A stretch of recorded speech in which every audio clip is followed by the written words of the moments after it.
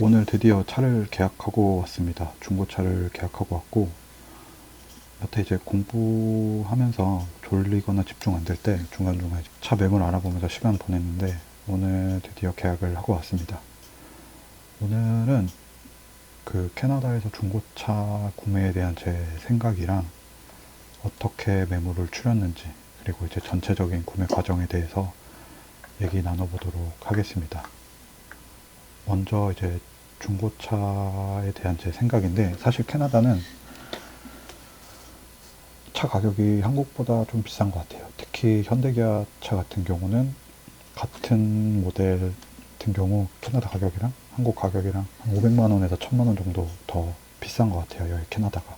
수입차 같은 경우는 좀 비슷하고, 그래서 상대적으로 일단 현대기아 차 가격 기준으로 생각을 하면 비싸다고 볼 수 있습니다. 신차는 예산이 넘어가기 때문에 중고차로 구매하기로 결정을 했습니다.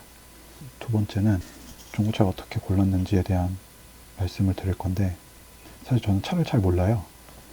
한국에 있을 때도 쉐보레 크루즈라는 차종을 한 10년 정도 운행을 했고, 사실 아직도 잘 굴러가고 첫 차이기도 하고, 그래서 사실 폐차할 때까지 쓰고 싶은 마음이 있는데, 할 수만 있으면 캐나다 갖고 와서 쓰고 싶었는데 금액적인 문제도 있고 법적으로도 문제가 될 수 있다고 들어서 한국에 있는 차는 이제 처분할 예정입니다. 다시 돌아오면 차에 대해서 사실 잘 모르고 차에 대한 욕심도 크게 있진 않습니다. 그냥 잘 나가고 잘 서고 고장 안 나고 써야 되는 편의시설 정도만 있으면 크게 예민한 사람은 아닙니다. 사실 제가 좋아하는 유튜버 중에 닥신TV라는 채널이 있거든요. 그 채널의 메인 컨텐츠가 이제 좋은 중고차 고르기 시리즈이고, 요번에 중고차 매물을 고를 때 써먹었던 몇 가지 수고 방법에 대해서 공유를 드리도록 하겠습니다. 첫 번째는 가장 많이 팔린 대중적인 브랜드, 그 중에서도 메인 모델을 사라입니다. 간단히 말해서 애매한 트림의 모델보다도 대표 모델을 사라는 건데, 자동차라는 게 어쨌든 수많은 부품의 결합으로 제작이 되고 또 대량 생산이 되기 때문에 하자가 없을 수는 없죠. 그래서 이미 많이 팔린 대중적인 브랜드의 대표 모델을 사는 게 뭐 고질병이 있다 한들 이미 앞선 사례들이 많이 있을 거기 때문입니다. 두 번째는 확인할 수 있는 조건들로 이제 위험 요소를 지워 나가는 겁니다. 아무래도 중고차라는 게 신차보다는 사용감이 있고 고장 위험이 있겠죠. 그래서 이제 중고차 사이트를 통해서 몇 가지 저희가 확인할 수 있는 정보들이 있어요. 인자들이 있는데 뭐 사진이 될 수도 있겠고, 여기 캐나다에서는 그 카 히스토리를 확인할 수 있는 카팩스라는 이제 문건이 있어요. 그 문건을 통해서 보험 이력, 그다음에 뭐 사고 이력, 세세하게는 정비 내역, 그 다음에 명의 변경 내역까지 확인을 하실 수가 있어요. 그래서 이 카팩스 문건을 통해서 전체적인 히스토리를 추론을 할 수 있기 때문에 저희가 확인할 수 있는 조건들로 위험 요소를 지어나가시면 됩니다. 참고로 제가 계약한 모델은 2019년 모델 중에서도 트림이 가장 높은 차거든요. 그렇다는 건 이제 전 차주가 높은 가격을 주고 자동차를 샀다는 거고, 한 번씩 꾸준히 센터에서 점검을 받은 이력을 확인을 했어요. 대신 이제 키로수가 좀 많은 차였는데 전 차주가 차를 험하게 쓰지는 않았을 거라고 추론을 하고 결국 계약을 하게 됐습니다. 세 번째는 중고차 시장에 싸고 좋은 차는 없지만 감가를 맞은 괜찮은 차는 있다고 믿었습니다. 1인 소유, 무사고 차량 같은 경우에는 아무래도 그 차의 가치가 가격에 드러나 있고, 그렇게 되면 이제 가격이 아무래도 높아지기 때문에 제 예산에 맞추기 위해서 몇 가지 조건은 포기했었어야 되는데, 그 중에 이제 감가 요인이지만 차 가치에 대해서는 크게 영향을 주지 않는 인자로 감가 맞은 차량을 찾으려고 했습니다. 이런 인자들에 대한 논리적인 설명은 닥신TV를 참고하시면 되겠고, 제가 이해하고 제 개인적인 제 상황에 맞는 기준들을 추가해서 매물들을 추려 나갔습니다. 사실 어차피 중고차라는 게 좋은 게 많이 있어도 어차피 하나만 잘 고르면 되니까요. 제 상황에 맞는 기준을 말씀드리면, 첫 번째는 세단보다는 SUV를 사고 싶었습니다. 여기 캐나다에서 생활을 하려면 아무래도 짐을 많이 실어야 되고 패밀리카 용도로 쓸 목적이었기 때문에 SUV를 선택했습니다. 그 다음에 두 번째는 동일한 얘기인데 가장 많이 팔리는 브랜드의 가장 대중적인 모델을 선택하자 였습니다. 그 말씀드린 유지보수의 목적이 제일 컸고 그 추후의 정비에 대한 이제 번거로움을 최소화하기 위함인데요. 그래서 혹시 수리를 할 상황이 생기면 그 수리나 정비에 대한 시간이나 자원을 최대한 덜 쓰고 싶었습니다. 현지에서 생활하는 것도 쉽지가 않은데 차 수리로 인한 시간이랑 돈을 최대한 덜 쓰고 싶었어서 가장 정비 사례가 많이 있고 신뢰도가 있는 브랜드에 신뢰도가 있는 모델을 사고 싶었습니다. 잠깐 딴소리하면 제가 여기서 경험하면서 느낀 게 한 가지가 있는데 급할 때는 제가 우버를 가끔 사용을 하거든요. 근데 그때마다 잡히는 차가 도요타였어요.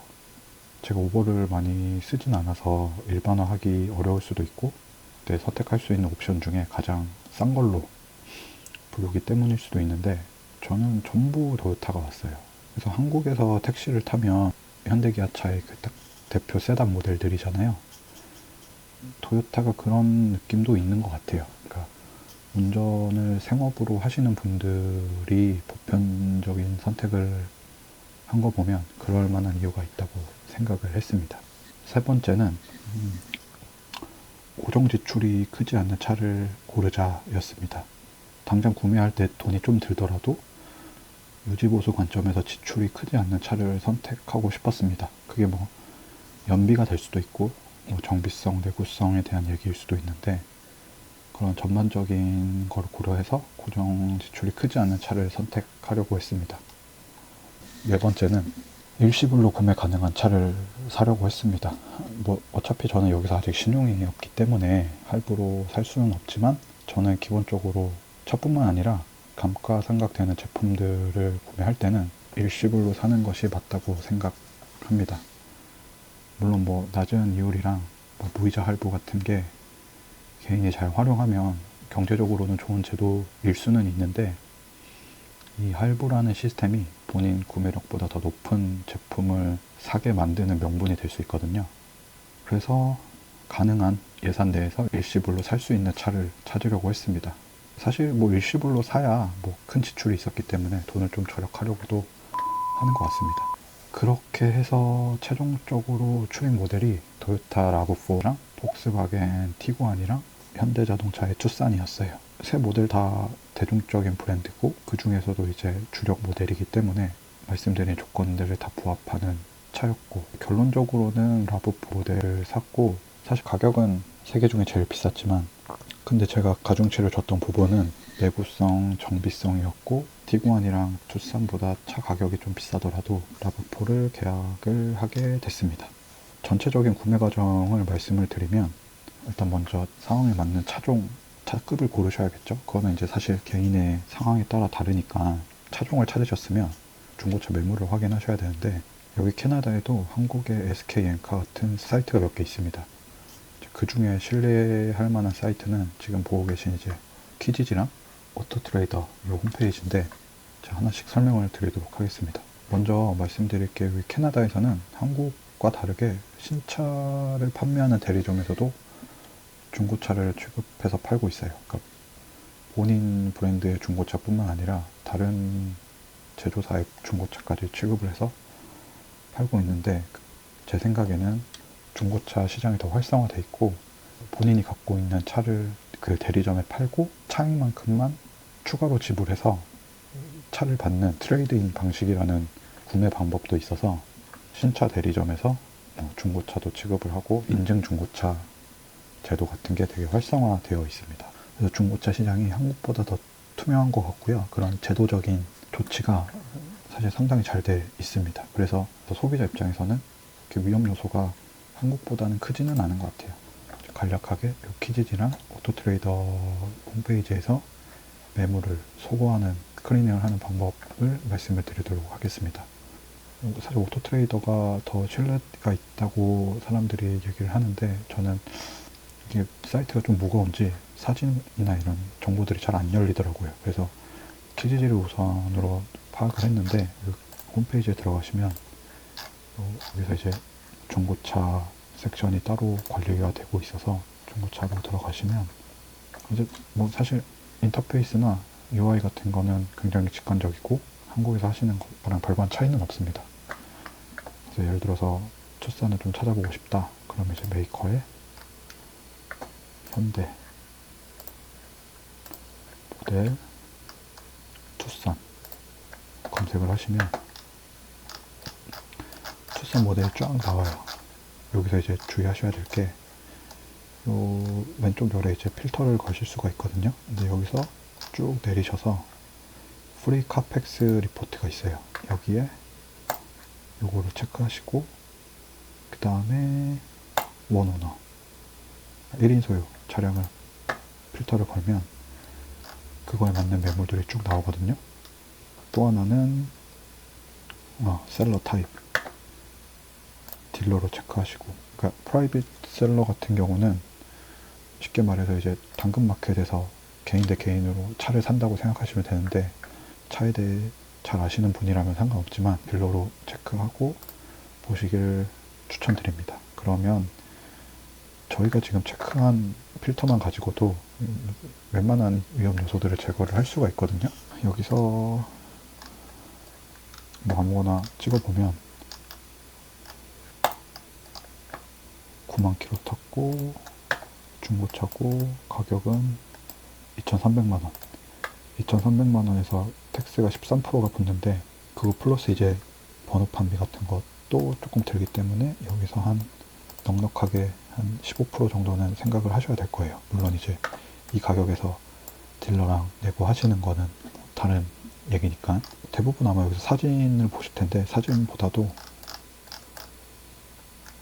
요 뷰 프리 리포트를 클릭하시면 카 히스토리를 알 수 있는 카펙스 리포트를 확인하실 수가 있어요. 여기서 뭐 사고 이력, 그 다음에 정비 이력, 그 다음에 뭐 리콜 이력들을 확인을 하실 수가 있고, 유리창 갈았나 보네. 캐나다는 도로 환경이 그렇게 좋지가 않아서 앞유리가 이제 앞차 돌멩이 때문에 깨지는 경우가 가끔 있다고 하더라고요.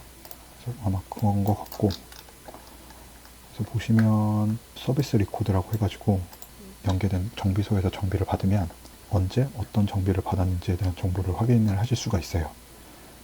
차량 도난 이력도 확인하실 수가 있고, 1인 소유나 뭐 무사고 차량 같은 경우에는 이렇게 배지를 줘요. 이 배지만 보고도 어느 정도 차량의 컨디션을 걸러낼 수가 있어요. 그리고 이제 사진을 봐서 전체적인 컨디션을 보면 되는데, 매입을 해서 얘네가 컨디셔닝을 해서 이제 사진을 등록하기 때문에 사진만 보면 다 사실 깨끗하더라고요. 괜찮다 싶으면 즐겨찾기에 담아 두시고 그렇게 비교를 하시면 됩니다. 오토트레이더도 마찬가지예요. 보면 토요타를 볼까? 제가 본 라브4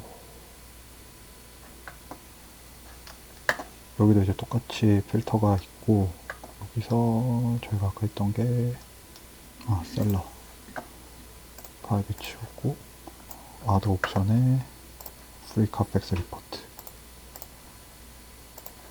그래서 보면 필터에 해당하는 매물들을 보실 수가 있어요. 여기서 하나만 찍어서 보면 2021년 라브4고, 여기 보면 이제 뷰 카펙스 리포트가 있어요. 그래서 보면 똑같아요. 구성은 똑같고,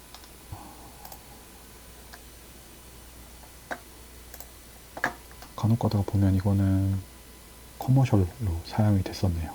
회사차로 사용이 됐던, 커머셜 목적으로 사용이 됐던 거니까 중고차를 구매하는 저희 입장에서는 굳이 따지면 이제 좋지 않은 인자로 받아들일 수가 있는 거죠.